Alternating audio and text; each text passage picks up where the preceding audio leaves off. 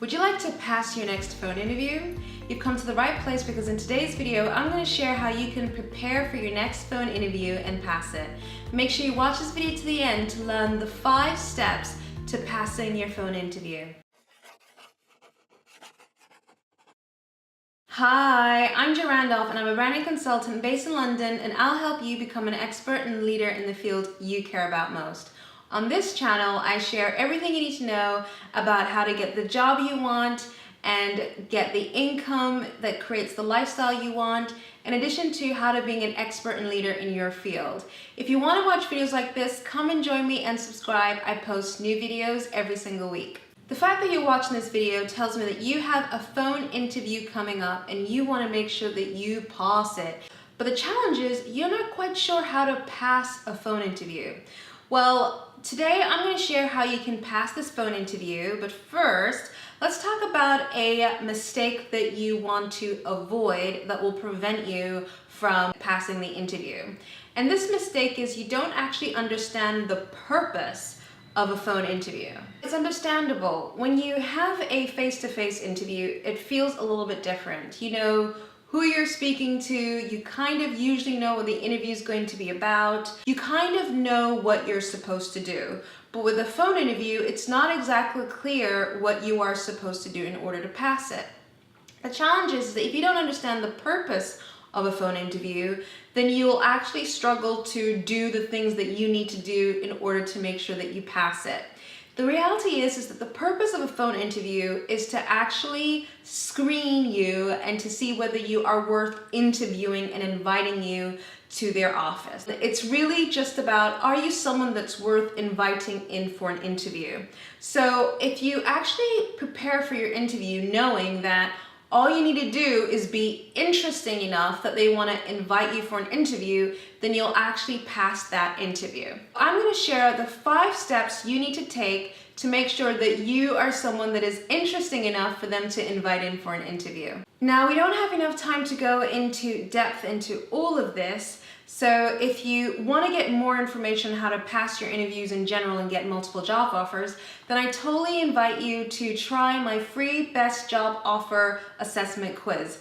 It's a free quiz you can do that will actually help you discover how you can get the best job offer possible and exactly what it is that you need to do. So to do this quiz, simply click on the link in the description box below. For now, I'm going to share with you the 5 steps to passing your phone interview. Now, the first thing you need to do is you need to make a good first impression. The reason why I say this is that often when you have a phone interview, you don't think about how you can make a first impression.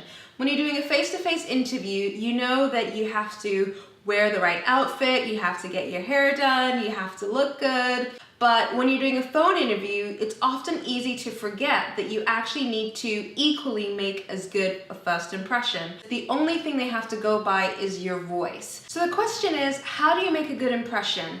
Well, all it is, it's really about 1, being conversational. So this is about being someone that is very easy to talk to on the phone. If they feel like they're having to try and get blood out of a stone when talking to you because you don't say very much, then they are unlikely to pass you on to the next round. And you also want to make sure that when you're answering your questions, you are giving them the detailed answers they are looking for. So really be sharp, be conversational, be friendly, and have a really energetic tone in your voice. If you're sounding bored or you're sounding tired or you're sounding frustrated, then you won't sound like someone that they actually want to interview. The second thing you want to do is you want to make sure you understand the role. I have been surprised by how many people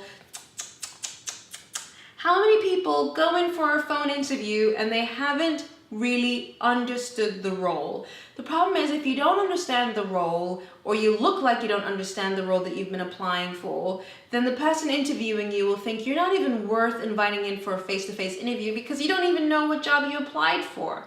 Because the reality is that they know that a lot of people send applications to a lot of companies, and a lot of people send applications to a lot of roles, and they will only want to talk to and invite people who know that this is the company they want to work for, this is the role they want to do, and they really understand what they are expecting of you. Which brings me on to the third point, which is using examples to show that you are competent and are technically someone that is qualified to do this position.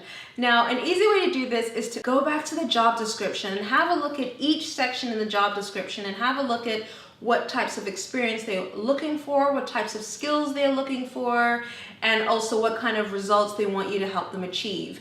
And for each of those categories, each of those areas, actually think about examples to illustrate times when you have done those tasks. Because as I said, the whole point of this phone interview is to screen you. It's, they have a pile of resumes or CVs and they're thinking which ones are worth interviewing. They're really just skimming through them.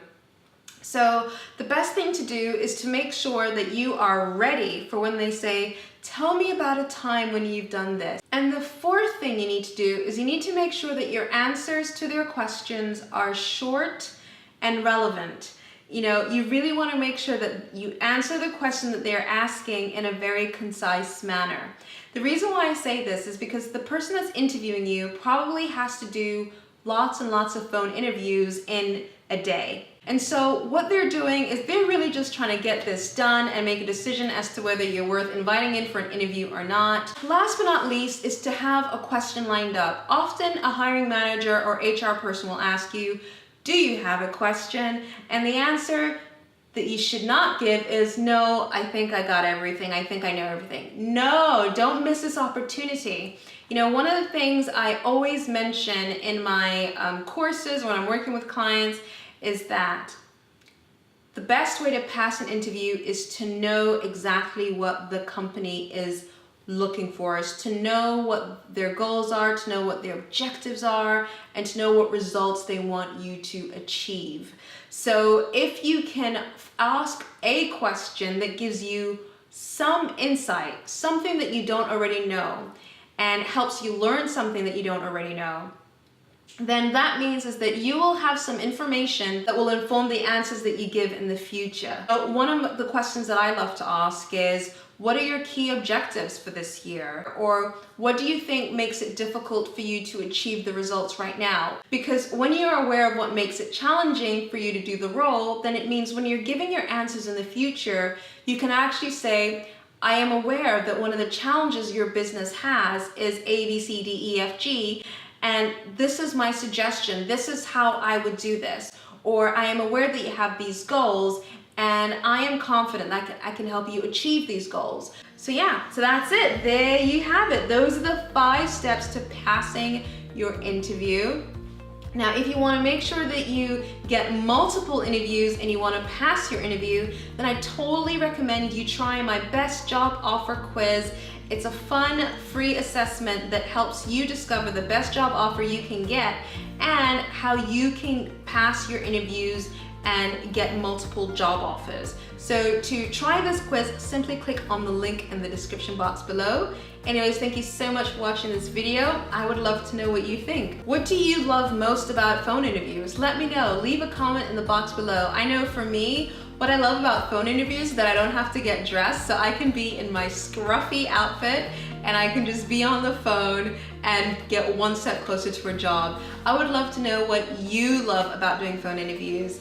And yes, that's it. Anyways, I shall speak to you soon. All right, bye.